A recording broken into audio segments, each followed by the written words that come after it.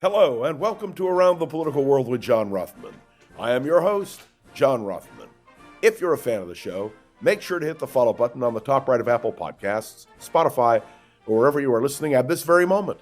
When you hit follow, leave a review or share an episode with a friend. It helps other people discover the show, keeps us going. As I like to remind you each and every day, it expands our base. 1984 has arrived. What? You think I got my dates wrong? Do you remember reading George Orwell's 1984? Black is white, up is down, red is yellow. Do you remember those stellar ideas? A novel idea. Well, ladies and gentlemen, we are now in 1984. With incredulity, I listened yesterday to Donald Trump as he said that Ukraine started the war, not Russia. Astounding. We're almost 3 years into the war. Our diplomats, our leaders all know, the Europeans know, the Ukrainians know, it was Russia who started the war. And yet Donald Trump is suggesting that Ukraine started the war. It is astounding. It is completely counterfactual, and it is the President of the United States of America. Not only that, do you remember when we had the COVID pandemic, when millions of Americans were affected and are still affected? Are you aware of the fact that the Trump administration is proposing that COVID tests for 160 million doses of COVID to determine whether you have it or not may be destroyed? $500 million in stockpile tests may be destroyed. This is what the Trump administration offers us. And of course, we can even be more startled by the attack on Medicaid. Do you know that Republicans are considering cuts to Medicaid, which could affect 80 million Americans? And are you aware that we no longer have privacy? Oh yes, that takes me back to 1984. Do you remember Big Brother was watching? What do you think is happening now? Big Brother is watching. And in fact, all of our records in Social Security and in numerous federal agencies may now be exposed to people who have nothing to do with our government and have no security clearance. This is what the Donald Trump administration offers to all of us. It is horrific. What is more horrific is the lack of response from Republicans. I was asked yesterday in an interview who I thought would be held responsible for what is happening now. It is not just Donald Trump and his cronies who are now running this country. It is, my friends, the Republicans who are silent. If this were a Democrat doing what the Republicans are doing, there would be hell to pay on the Republican side of the aisle. But they're afraid.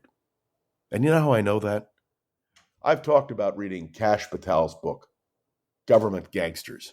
If you've never read it, order it. It's not expensive, and it's worth reading. The Senate is now moving toward confirmation of Kash Patal as director of the Federal Bureau of Investigation. This is amazing. It is putting the fox in charge of the henhouse. And that's not the only place that this is happening. You all know that Donald Trump is staffing his administration with election deniers, people who believe that, in fact, Donald Trump won the election of 2020. We are facing a crisis in this country of unprecedented proportion. I received a tip from one of our listeners about a book describing the American presidency, and I read it with great concern, for it argues vigorously that the executive should be more powerful than any other branch of government. Who would have believed that the President of the United States would lead the assault on the courts, or that the Vice President of the United States would deny the authority of the courts to interpret the Constitution? Who could have fathomed this during the presidential election which took place last year. There is a need to understand something. I am often reminded of the book, or the play, if you will, that was written some years ago by Stephen Vincent Benet. You all remember that the whole point of Stephen Vincent Benet's essay was the silence of people. The silence of people. That's right. This is an astounding moment in our history. Astounding in every way because of the acceptance by too many of what is happening in our country today. Now, I want to be crystal clear about this. I don't want there to be any ambiguity. I am not an hysteric. I am not a person who is prone to panic. I am not a person who believes only the worst.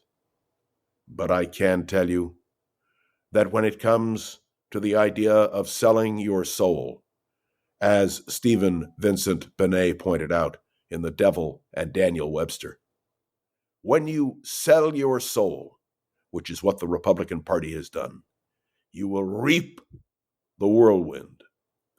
Now, some of you will suggest to me that I am being too extreme, that I'm taking a position that is Trump derangement syndrome. I want you all to understand very clearly, I am not anti-Trump for the sake of being anti-Trump. It is what he is proposing, what the Republicans are suggesting, the people who are being put in power. That's what worries me.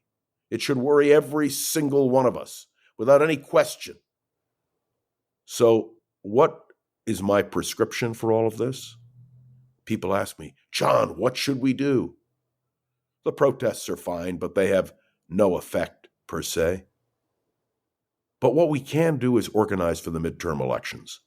What we can do is to find candidates who will run for political office who represent our point of view. The revitalization of the Democratic Party hinges on real leaders, people who emerge whose names we may not know today. It also hinges on the fact that the Republican Party will wake up. Do you remember the old story about the emperor who had no clothes? If enough Republicans cry out against what Donald Trump is doing, it might make a difference. I say to you now, in all sincerity, that our democracy is under attack. Can you imagine millions of people being affected by what Donald Trump is doing? Their privacy invaded, their rights removed, and there is a passivity on the part of the Republican Party.